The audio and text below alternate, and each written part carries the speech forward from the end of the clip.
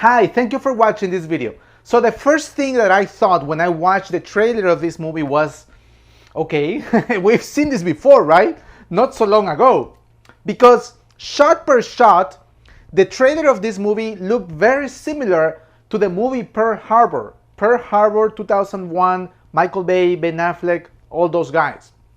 But then I read a little bit about the movie and I found out that the movie is based on the Battle of Midway that took place after Pearl Harbor. But then during the movie, you see, I don't know if you remember Pearl Harbor, General Doolittle, which was the general that commanded the attack to Japan after Pearl Harbor. Well, the story is inside this movie. It's inside Midway. Not only that, there is a close-up of the people that participated in General Doolittle attack. And I was looking, where's Ben Affleck, you know? It's not the same people, but the same story of Pearl Harbor is inside this movie, right? And I'm mentioning this because since, I don't know if you did, but I did, from the trailers, I related this movie a lot to the movie Pearl Harbor. It looked very similar. But if you want to know what I thought about this movie, stay watching this video.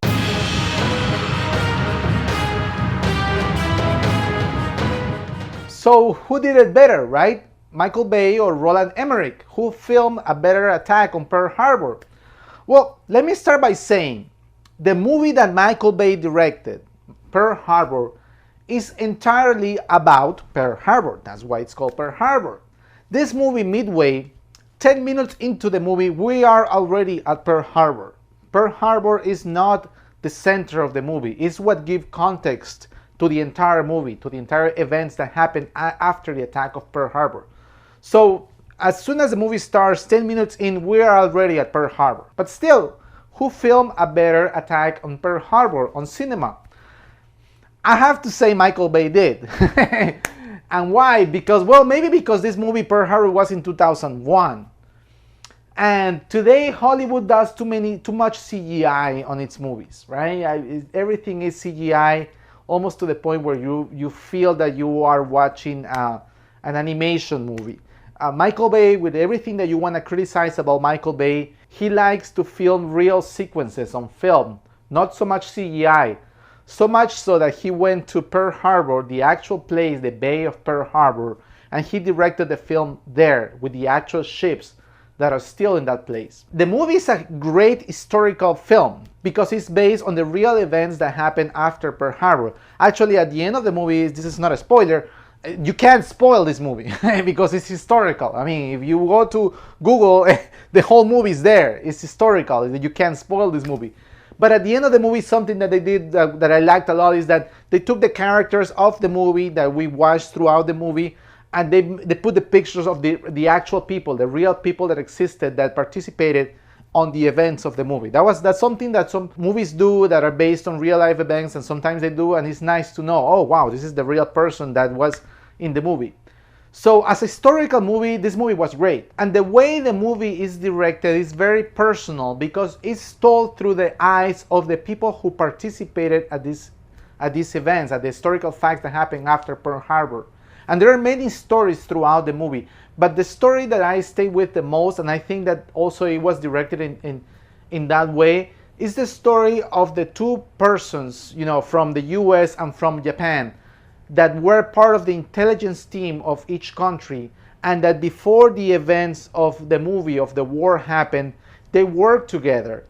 And they kind of saw that what was about to come. And they are on opposite teams, and at the beginning of the movie they work together.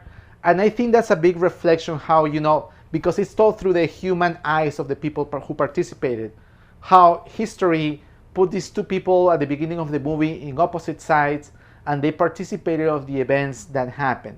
Something that I like about this movie is that it didn't demonize the Japanese people. It gave historical facts. Sure, it showed the complexity of the war, and in war, there is not really good or bad. People die because of a conflict, and that's just sad. But something that I like is that it didn't put the Japanese down as the evil people who only wanted to kill, you know. The movie gave the complexity of both sides. Sure, it showed how heroic the Americans were, but you know, that's expected. Something that was funny to me is that I've never seen a movie with so many misses, right? And let me explain that. in the middle of the battle, sometimes we saw scenes with a plane or a submarine, and the plane is going against fire, and it's going against fire. The guy is gonna die. No, I have to make it. It gets close enough. It sends the missile, and it missed. The missile went through the side. Oh shit! It didn't make it. Oh man, let's throw it again. The guy goes again, and it misses again. And that happened not once or twice. That happened many times throughout the movie in many situations. But I've never seen so many misses in a movie. And let me say something else about the battle scenes. Sometimes there is so much confusion. And maybe that was on purpose, because maybe that's how battles are, or they wanted to portray the battles that way. But there are so many planes, and crossfire, and you don't even know which are the American planes and the Japanese planes. And I saw it on a Dolby screen, okay? It's a gigantic screen. And I don't use glasses, so you know what? I think it was part of the confusion. There were so many things, so many crossfire at the same time. And I don't think there is, again, maybe it's part of the chaos of battle, but sometimes the point of the attack, of the immediate attack, is not very clear, right? So you see the guy on the plane, oh, we're going, oh yeah, we're going, where are we going? I don't know, but they're going. And then it shows, oh, they're going to the ship, oh, okay. But for a couple of seconds, you don't know what they're doing, right?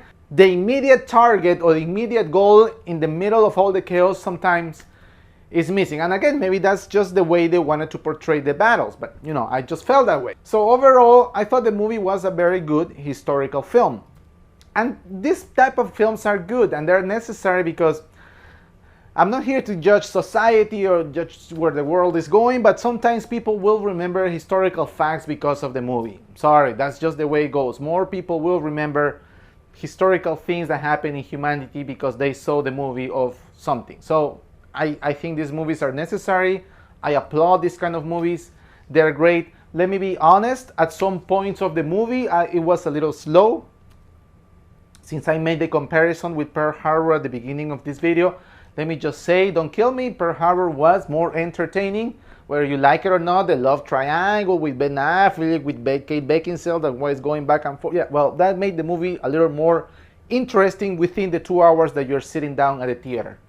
But like I said, I'm not going to put the movie down. It's a great movie. It has very good historical facts. I gave it 4 stars because I think the world, people, the history of humanity needs this type of movies, because they need to remember the facts of what happened in World War II in this case. And also, I want to add that at the entrance of the movie, they gave us these little pins that were nice. I liked it, and I always like to mention when they give this presents to the beginning of the movies, because I think they add, and I always like to mention, thank you for these little presents at the beginning of the movie. So that's all I have to say. Go watch this movie, Midway. It's a great historical movie. Go watch it. So thank you for watching this video. Please give it a thumbs up. Follow me on my YouTube channel. Follow me on Instagram. And I'll see you in the next video. Bye. Thank you.